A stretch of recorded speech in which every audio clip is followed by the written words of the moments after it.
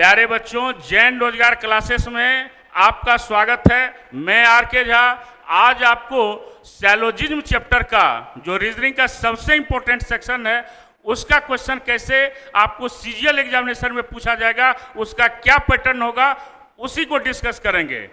दूसरी एक जो सबसे अच्छी बात सैलोजिज्म में है कि बिना पेन चलाए क्वेश्चन को कितने आसानी से सॉल्व कर सकते हैं, इसी को समझने की आवश्यकता है। यानी कलम ना चलाना पड़े और क्वेश्चंस भी हमारा सॉल्व हो जाए, इसको समझेंगे और देखते हैं कि क्वेश्चंस क्या है।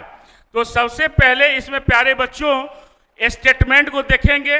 2 स्टेटमेंट या 3 स्टेटमेंट रहेगा, 2 या 3 कंक्लूजन यानी उसका निष्कर्ष रहेगा और उस रिलेशन को देखना है।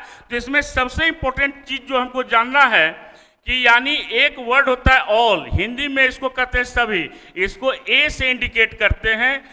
सम है तो इसको हम आई से इंडिकेट करते हैं, यानी हिंदी में कुछ कहते हैं।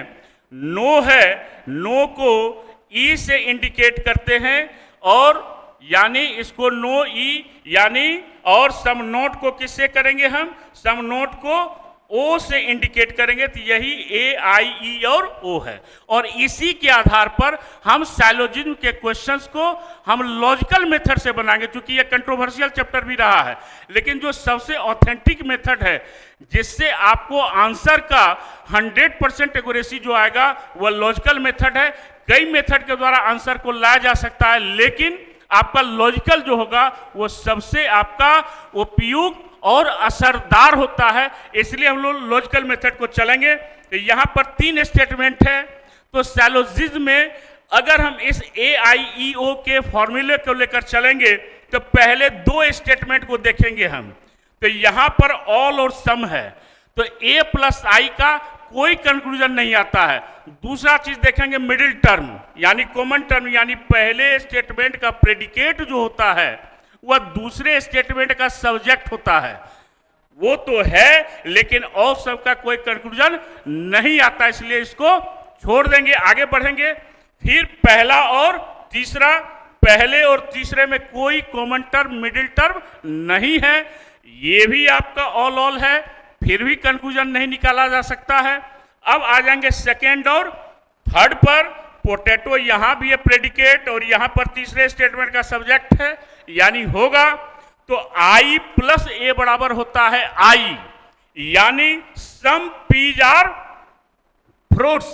तो सम पीज आर फ्रूट्स जो है आपका थर्ड स्टेटमेंट है, आपका आ गया। अगर आपको सम पीज आर फ्रूट्स और सम फ्रूट्स आर पीज हो गया। अब हम सबका कन्वर्सन डेरिवेशन करेंगे तो क्या हो जाएगा, some peas are tomatoes, some tomatoes are peas, ये डेरिवेशन हो गया। Some potatoes are peas, some fruits are potatoes, तो सम फ्रूट्स आर पोटैटोज ये भी आपका है, यानी हमारा आंसर आ गया सेकेंड और थर्ड, और यही ऑप्शन नंबर सी हमारा आंसर आ गया। तो कितना आसान है प्यारे बच्चों। हमने क्या किया, सम पीज आर फ्रूट्स। अगर केवल आंसर निकालने की बात होगी, ऑप्शन देख के तो देखिए वह भी कितना आसान है। डायरेक्ट हम देखेंगे कि सम फ्रूट्स आर पोटैटोज, तो सम फ्रूट्स आर पोटैटोज यानी तीसरे स्टेटमेंट को कन्वर्ट कर देंगे तो मेरा क्या आ जाएगा, सेकेंड आ जाएगा, सम फ्रूट्स आर पोटैटोज, और सम पीज आर फ्रूट्स यानी थर्ड कंक्लूजन। और इस प्रकार से क्वेश्चन का क्या हो गया, सॉल्यूशन हो गया। तो कितना आसान है प्यारे बच्चों, जिसके बैकग्राउंड को भी समझने की जरूरत है।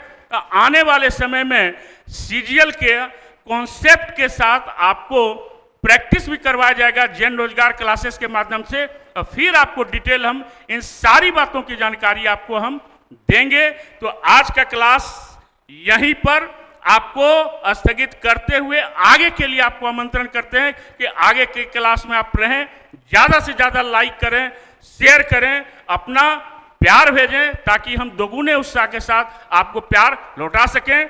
थैंक यू, धन्यवाद।